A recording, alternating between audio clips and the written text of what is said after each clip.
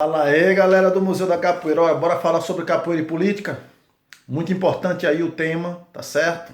Vamos nessa.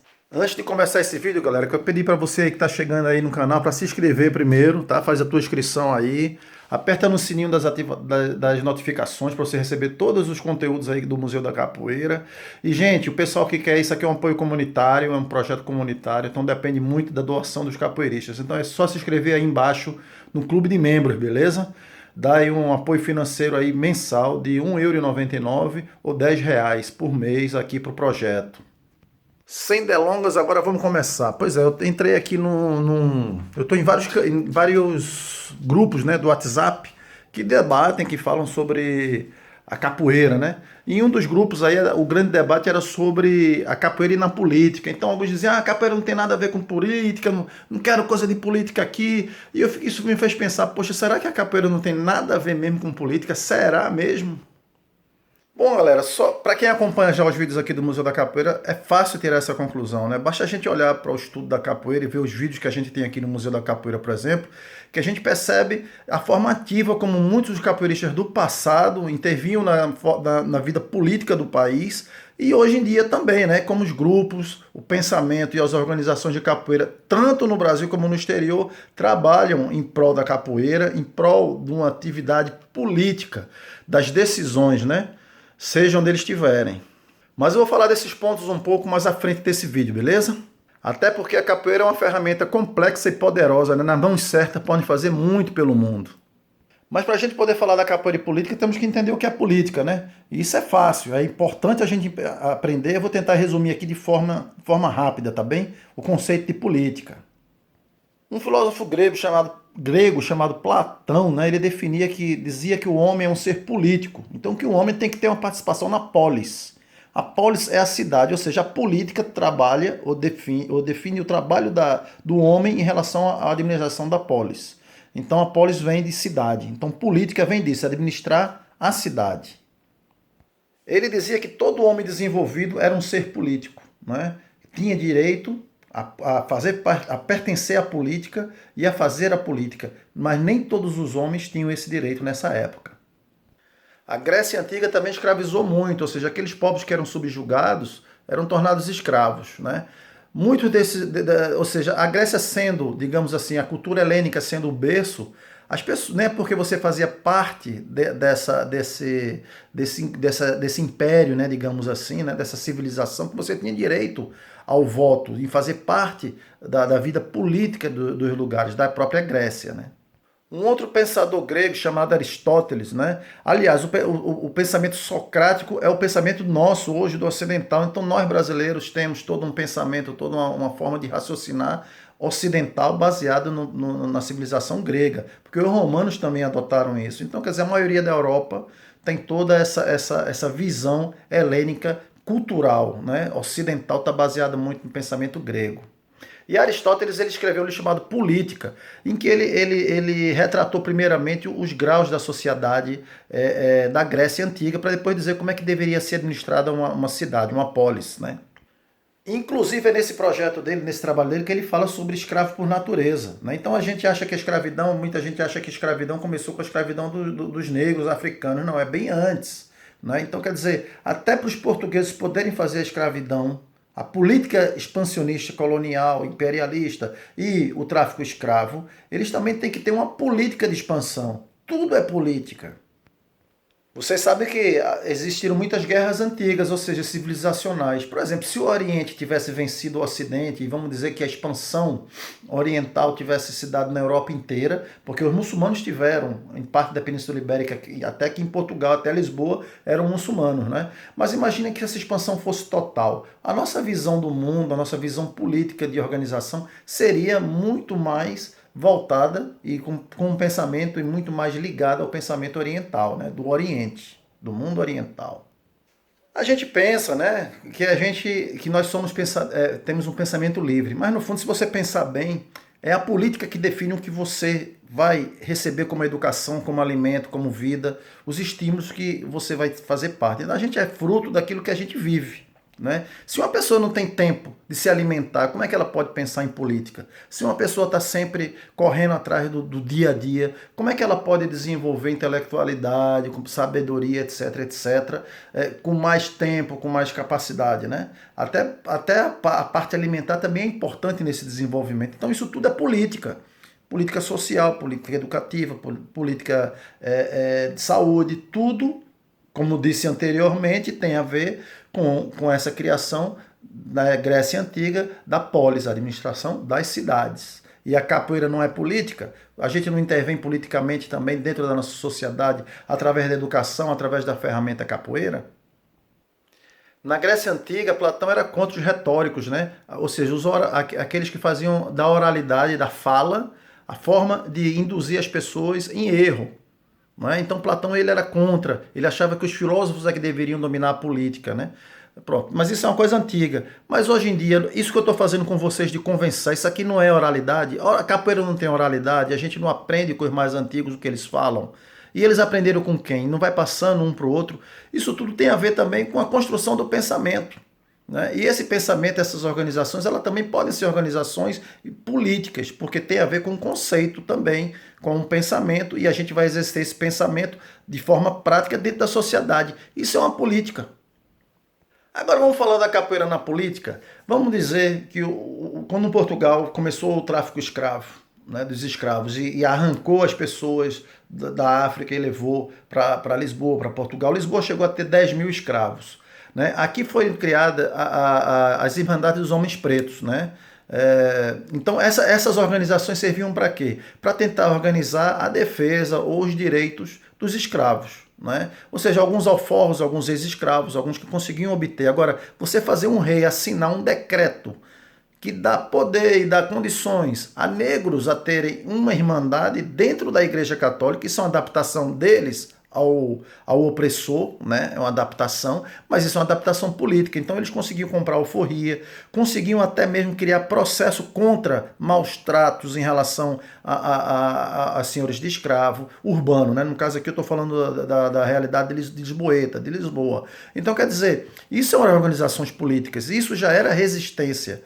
Porque quando você organiza-se, quando você se organiza dentro de um pensamento e que você começa a ser ativo na vida social, você já está exercendo o seu poder político. A mesma coisa dos capoeiristas no Brasil, período colonial do Brasil. Né? Então você tem um senhor de engenho, você tem um capitão do mato, você tem uma política de expansão colonialista, né? E você tem uma política de resistência. O próprio Zumbi, o próprio Palmares, eles não tinham organização, chegaram a ter uma organização como se fosse um Estado, e todo Estado precisa da política, tem que ter pensamentos e tem que ter uma estrutura de organização para poder fazer com que aquilo desenvolva e dê certo. Isso tudo tem a ver com política, com pensamento, com organização daquilo que você quer fazer. Então você vai ter as organizações dos senhores de engenho que se reúnem para criar partidos, você depois vai ter aqueles que são a favor, nesse caso, né, na Brasil Colônia, era uma monarquia, que são a favor, e outros que queriam a independência do Brasil, por exemplo. E os escravos, os capoeiras, e os candomblés, isso tudo estava também envolto dentro dessa luta pelo poder. Né? Assim como o povo do Brasil moderno, e, né, dos povos modernos também estão, quer dizer, a população ela é muito importante, as massas, você dominar, você conseguir conquistar os votos das massas para você fazer a sua política e ir adiante. Então vamos dizer que capoeira não é política? Aí a gente chega no Brasil Império, né? Chega aqui do João VI, Napoleão invade Portugal, ele foge, né? Os franceses ficam a ver navios, chega a família imperial no Rio de Janeiro, fundam, né, a guarda imperial de polícia, né, para poder perseguir os capoeiros, os terreiros. Né? Então a gente vai ter toda essa perseguição aos capoeiristas, a tal Ceia do Camarões, né, do Major de Vidigal. Então você tem até livros escritos sobre isso aí, né, sobre essas perseguições aos capoeiristas, e existem essas organizações também de resistência a essa perseguição. Né? Então existe também uma visão política em relação a isso também. Você tem os voluntários da pátria para a Guerra do Paraguai, movimento político, né? Então tudo, a guerra também tem a ver com embates políticos, né? De luta de pensamentos de um contra o outro, do império contra o outro. E os capoeiristas não foram? levados para a Guerra do Paraguai, não é? Pelas forças políticas, e quando retornam, eles vão para onde? Eles não vão para as maltas do Rio de Janeiro, e essas maltas são cooptadas por quem? Pelos partidos políticos, Alagoas, Guaiamuns, republicanos e monárquicos, uns defendem, outros defendem outros, né? Ou seja, vocês querem uma vida mais ativa do que esses capoeiristas que viraram capangas, viraram seguranças. Eu quero, ó, eu vou te dar aí R$ 5.000 para tomar conta aqui do deputado não sei das quantas, né? E para também destruir o outro partido ou o comício dos outros partidos e ser o braço armado político da gente, né?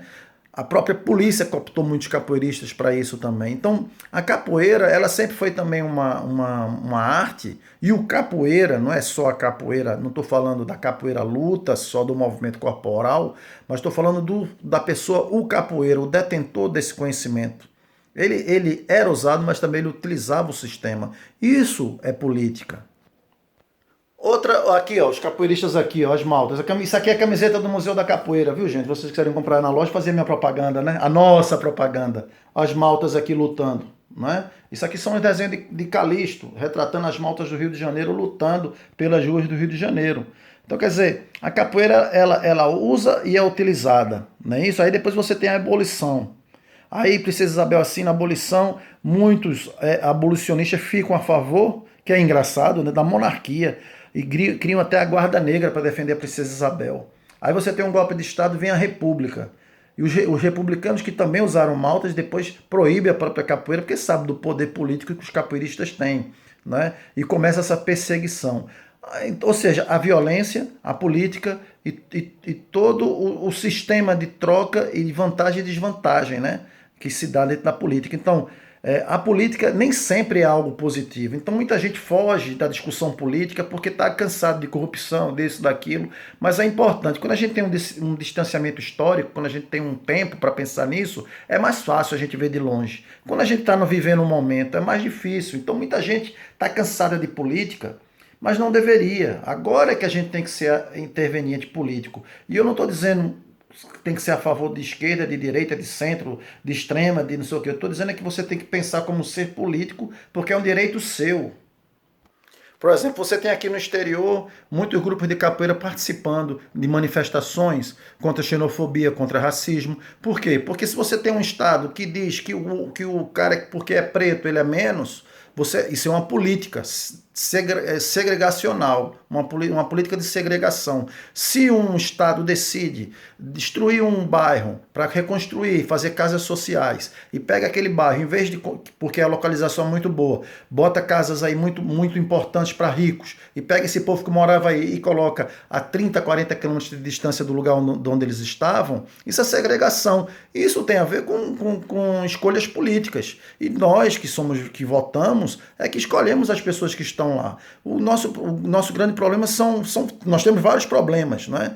Mas um deles é primeiro que a gente não, as ferramentas estão aí, mas a gente não foi ensinado a utilizar as ferramentas. Eu falo por mim, eu nunca tive vocação política, eu nunca tive estudo suficiente para entender coisas do mundo. Foi a capoeira que me trouxe para os estudos, para começar a ler livro, começar a ver cassete, começar a ouvir os mais antigos, me interessar por história da capoeira, e isso me trouxe para essa reflexão política do que é hoje, do que é que eu posso fazer hoje. Então tem muita gente aqui fora, né, trabalhando fora do Brasil, com um engajamento político, assim como no Brasil tem muita gente fazendo cesta básica, recolhendo alimentos, dando apoio, fazendo trabalho social, trabalhando com crianças, com educação. Isso tudo, gente, é política, isso tudo é intervenção política, porque tem a ver com a polis, com a organização da cidade, de você ser alguém que está trabalhando em prol daquela polis, daquela cidade. Tá certo? Então é muito importante a gente perceber que a política não é algo ruim, não é? Os homens é que fazem a política, assim como a capoeira.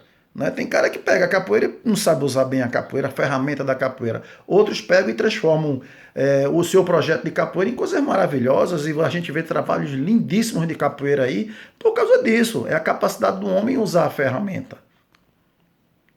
Teve um político que disse o seguinte: se você não fizer política, os outros fazem por você. Então, é tão simples quanto isso. Se você não faz, alguém vai fazer. Você não vota, tá, o outro vai votar. Vou dar um exemplo aqui só das diferenças de administração da polis, da cidade, Aqui em Portugal, por exemplo, e no Brasil. Aqui em Portugal não é obrigatório o voto, então tem muita abstinência, ou seja, o medo dos políticos é o pessoal que não vai votar.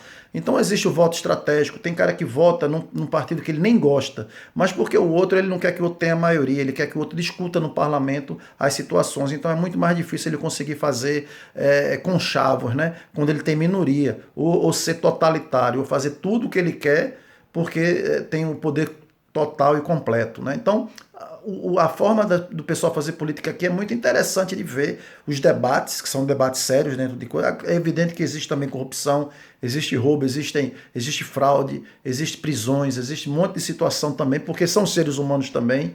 Não existe isso da perfeição, não existe civilização perfeita no mundo, tá certo? Mas existe um pouco, mais ou menos, seriedade na forma de se fazer política. Depende também da nossa construção, né? Então aqui não tem o voto obrigatório. No Brasil tem. Por que no Brasil tem voto obrigatório? Vamos pensar por isso? Né? Por que no Brasil a gente é obrigado a votar? Muita gente hoje em dia tem informação na internet e não sabe utilizar. Por quê? Porque não foi ensinado a utilizar. Então não vai ganhar sabedoria, não vai ganhar conhecimento, porque simplesmente não sabe botar o cérebro para funcionar, não sabe, não quer ler, não se interessa em ler, não se esforça. Eu fiz um esforço enorme para poder começar a ler. Eu comecei a ler muito tarde, entendeu? Então quer dizer, se eu pude, qualquer um pode. E eu penso assim. Né? Então quer dizer, a gente não pode simplesmente chegar aqui, não, eu não quero, eu não consigo, que seca, que saco, não sei o quê. Não, se você não fizer, os outros fazem por você. Não pode querer reclamar depois. E é isso aí, galera. Nós somos seres políticos, tá certo? Se você não fizer política, os outros fazem por você. Eu anotei até aqui, a democracia é o debate de ideias. Então, quer dizer, eu lanço essa ideia, o outro diz que não, tal. E esse desenvolvimento dos debates é que faz a gente progredir, o nosso pensamento progredir. Então, a capoeira também está passando por uma reflexão histórica, o que é e o que não é, o que é verdade e o que não é, o que é política e o que não é, mas o que eu estou explicando aqui é o conceito de política e se a capoeira é ou não política. Não sei se eu consegui responder. Escreve aí nos comentários aí o que é que vocês acharam do vídeo. Falem as ideias que vocês têm. Por favor, sejam respeitosos, porque também para muitos políticos convém, né, o extremismo, né, e esse fosso, e o povo ficar um pouco assim desorientado, sem saber o que fazer com a vida e com a vida política dentro da polis, né? Afinal de contas, quanto mais a gente dividir, mais a gente reina, né? Então, é importante, por isso que é importante a gente estudar a nossa capoeira para ganhar mais consciência. Valeu, galera. Forte axé. Espero que vocês tenham gostado desse vídeo. Por favor, partilhem se gostar. Quem puder, dá uma força aí no Clube de Membros. Muita gente treina aqui com nossos vídeos, vem buscar conceito, vem estudar aqui nossos vídeos do Museu da Capoeira. Dê seu contributo para o Museu da Capoeira, galera. Se inscreve no Clube de Membros, tá bom? Valeu, axé para todo mundo aí. E vamos em frente aí nesses pensamentos e nessas reflexões. Valeu!